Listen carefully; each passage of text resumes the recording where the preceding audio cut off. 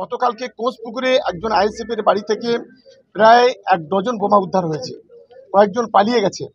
গতকালকে সারা রাত ধরে বামুনিয়াতে সেখানে বোমা বাঁধার কাজ চলেছে। এই সমস্ত অর্থ এই নওশাদ সিদ্দিকীর নেতৃত্বে হচ্ছে। আমি বলবো অবিলম্বে এই নওশাদকে গ্রেপ্তার করা উচিত। চোর মাচায়ে শোর দোষ করছে তৃণমূল কংগ্রেস, সেটাকে ধামাচাপা দেওয়ার জন্য, সেটাকে চেপে দেওয়ার জন্য আইএসএফ এর নামে দোষারোপ করছে।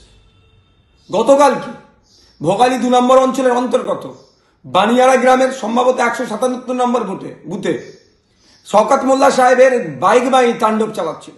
আবারও উত্তপ্ত হয়ে উঠল দক্ষিণ 24 পরগনার ভাঙড়। এবার পঞ্চায়েত সদস্যকে লক্ষ্য করে বোমা ছোড়ার অভিযোগ ওঠে আইএসএফ এর বিরুদ্ধে। এই ঘটনায় গুরুতর জখম হয় পঞ্চায়েত সদস্য। আহতদের দেখতে হাসপাতালে যান ভাঙড়ের বিধায়ক শওকত মোল্লা। ঘটনার তীব্র নিন্দা করে শওকত মোল্লা অবিলম্বে আইএসএফ এর বিধায়ক নওশাদ সিদ্দিকীর গ্রেপ্তারি দাবি জানান। তিনি বলেন, এই ঘটনায় অন্তত 5 জন গুরুতর জখম হয়েছেন, তার মধ্যে একজন শিশুও রয়েছে। গত কয়েকদিন ধরে সমাজ বিরোধীরা রাতে বোমা বাজছে, সন্ত্রাস ছড়াচ্ছে।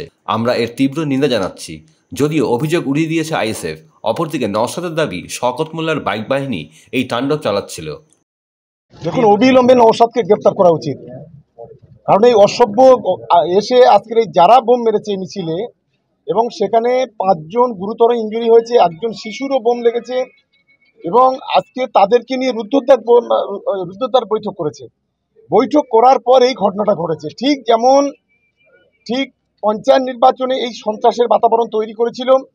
আবার নতুন করে এসে আবার গত কয়েকদিন ধরে এখানে যত সমাজ বিরোধী, যত খুনি, তাদেরকে নিয়ে রাতের অন্ধকারে তারা বোম বাজছে এবং পিছন থেকে সমস্ত অর্থ যোগান দিয়ে এই ঘটনা ঘটছে। এই ধরনের পশুভিত্তিক মনোভাব আমরা তীব্র নিন্দা করছি। রাজনৈতিকভাবে, গণতান্ত্রিকভাবে না পেরে এখন সন্ত্রাসের রাজত্ব কায়েম করার চেষ্টা করছে, ঠিক যেমন পঞ্চায়েত নির্বাচনে করেছিল। তার প্রতিফলন হিসেবে আজকে এখানে আমাদের পঞ্চায়েতের সদস্য আব্দুর রফিক সহ প্রায় 5 জন গুরুতর আহত এবং একটা শিশু, সেও গুরুতর আহত। দেখুন, আমরা গত 3 মাস ধরে বিভিন্নভাবে এরা সন্ত্রাসের বাতাবরণ তৈরি করতে চেয়েছে। আমরা আমাদের কর্মীদের শান্ত থাকতে বলেছি। গত 3 মাসে সিঙ্গেল ইনসিডেন্ট নেই তৃণমূল কংগ্রেসের পক্ষ থেকে। কিন্তু তারপরেও এই এলাকায় যাতে পায়ের তলাইতে জমি যে সরে গেছে সেটাকে ফিরিয়ে আনার জন্য গত কয়েকদিন ধরে, 1 সপ্তাহ ধরে আইএসএফ আশ্রিত সমাজ বিরোধীরা এই ঘটনা ঘটছে। গতকালকে কোঁচপুকুরে একজন আইএসএফ এর বাড়ি থেকে প্রায় 1 ডজন বোমা উদ্ধার হয়েছে। কয়েকজন পালিয়ে গেছে। গতকালকে সারা রাত ধরে বামুনিয়াতে সেখানে বোমা বাঁধার কাজ চলেছে। এই সমস্ত অর্থ এই নওশাদ সিদ্দিকীর নেতৃত্বে হচ্ছে। আমি বলবো অবিলম্বে এই নওশাদকে গ্রেপ্তার করা উচিত। চোর মাচায়ে শোর দোষ করছে তৃণমূল কংগ্রেস, সেটাকে ধামাচাপা দেওয়ার জন্য, সেটাকে চেপে দেওয়ার জন্য আইএসএফ এর নামে দোষারোপ করছে। গতকাল কি ভোগালী 2 নম্বর অঞ্চলের অন্তর্গত বানিয়ারা গ্রামের সম্ভবত 177 নম্বর বুথে শওকত মোল্লা সাহেবের বাইক বাহিনী তাণ্ডব চালাচ্ছিল। সেখানে তাণ্ডব চালানোর কারণটা হচ্ছে ওখানে শওকত মোল্লা সাহেবের একটাও ভোট পাবে না।